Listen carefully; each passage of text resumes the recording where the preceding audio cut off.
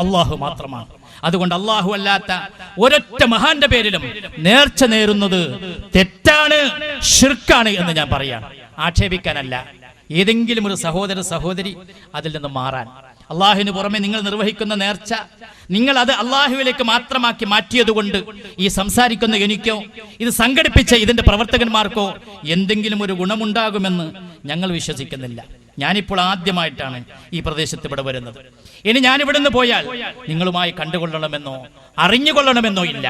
എന്നാൽ അള്ളാഹുവിന് പുറമെ നിങ്ങൾ നിർവഹിക്കുന്ന നേർച്ച അവർക്കുള്ള ഇബാദത്തായതുകൊണ്ട് അത് ശിർക്കായി തീരുമെന്ന് ഞാൻ പറയുകയും നിങ്ങൾ അത് അനുസരിക്കുകയും ചെയ്താൽ എനിക്ക് യാതൊരു ഗുണമില്ലെങ്കിലും സഹോദരങ്ങളെ, സഹോദരിമാരെ, നിങ്ങൾക്ക് ഗുണമുണ്ട്.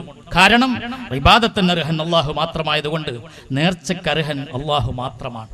നേർച്ചയെ വിശുദ്ധ ഖുർആനിലും പ്രവാചകന്റെ ഹദീസിലും അള്ളാഹുവിലേക്ക് ചേർത്തിയിട്ടല്ലാതെ ഒരു വ്യക്തിയിലേക്ക് ചേർത്തി പറഞ്ഞിട്ടില്ല. മുമ്പ് കാലങ്ങളിലൊക്കെ മുഴുവൻ മുസ്ലിം വീടുകളിലും നേർച്ച ഒരു മൃഗമെങ്കിലും അള്ളാഹു അല്ലാത്തവരുടെ പേരിലേക്ക് ഒഴിഞ്ഞുവിടുന്ന സമ്പ്രദായം ഉണ്ടായിരുന്നു. ഒരുപാട് മാറ്റം വന്നിട്ടുണ്ട്. എല്ലാരെ കോഴിയും കൂകിയാടയുമേ മൊഹീദ്ദീൻ കോഴി ഖിയാമത്തോളം കൂകും.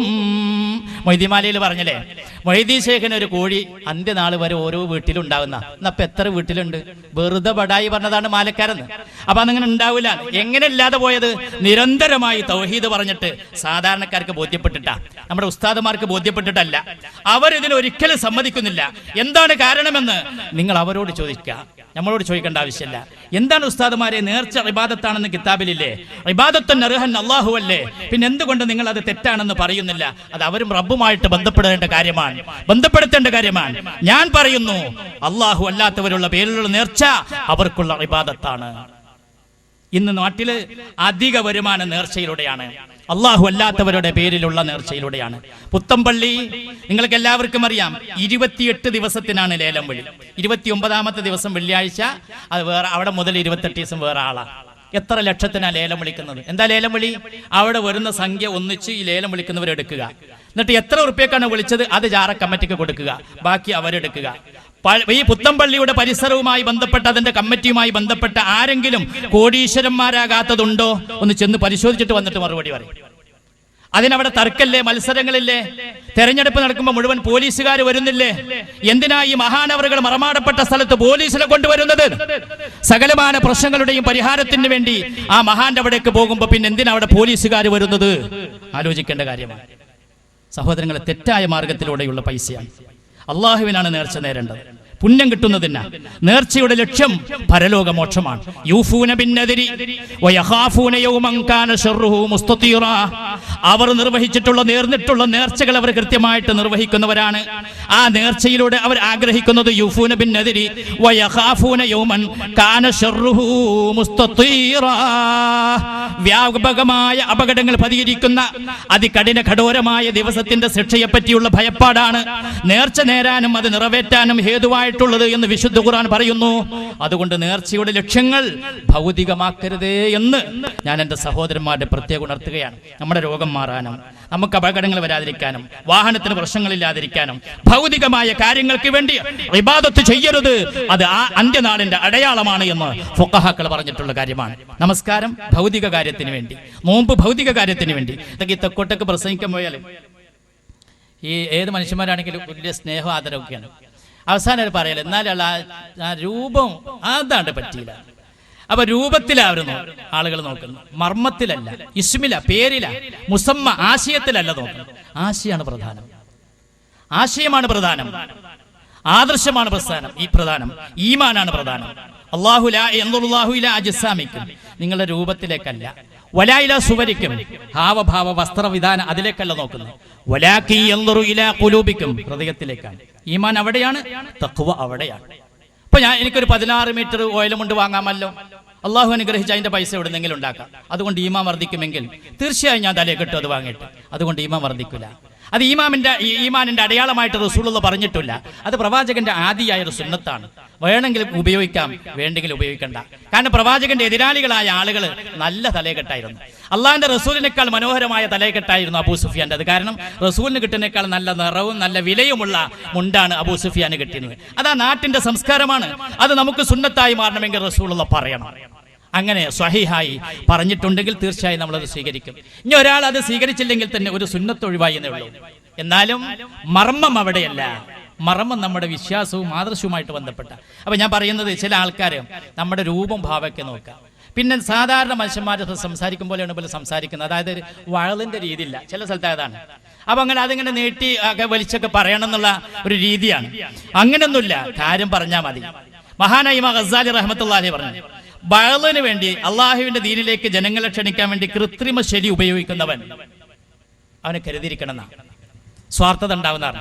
ഇമാം ഗസാലി റഹ്മത്തുള്ളാഹി കൃത്രിമ ശൈലി വേണ്ട, ജനങ്ങൾക്ക് അറിയുന്ന ഭാഷയിൽ. പിന്നെ ഞാൻ ഈ ഇടയ്ക്ക് ഇങ്ങനെ കുറച്ചൊരു വയൽ രീതി വരുന്നത് കുറച്ചു കാലം ഞാൻ ഈ പള്ളി ദർസിലാണ് പഠിച്ചത്.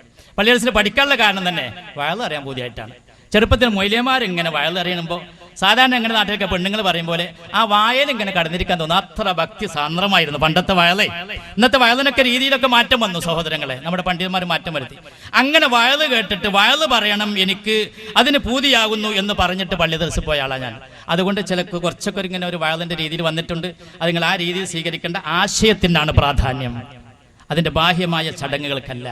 അതുകൊണ്ട് റബ്ബിലേക്ക് വരുവീൻ, സ്വന്തമായിട്ട് ആലോചിച്ചാൽ മതി. ഇന്ന് രാത്രി കിടന്നിട്ട് അള്ളാഹുവിനോട് പ്രാർത്ഥിക്കലാണോ അവന്റെ സൃഷ്ടികളായ ആരാകട്ടെ അവരോട് പ്രാർത്ഥിക്കലാണോ ഏറ്റവും നല്ലത് എന്ന് ഫസ്തഫ്തി ഖൽബക, നിന്റെ ഹൃദയത്തോട് തന്നെ ചോദിക്കും.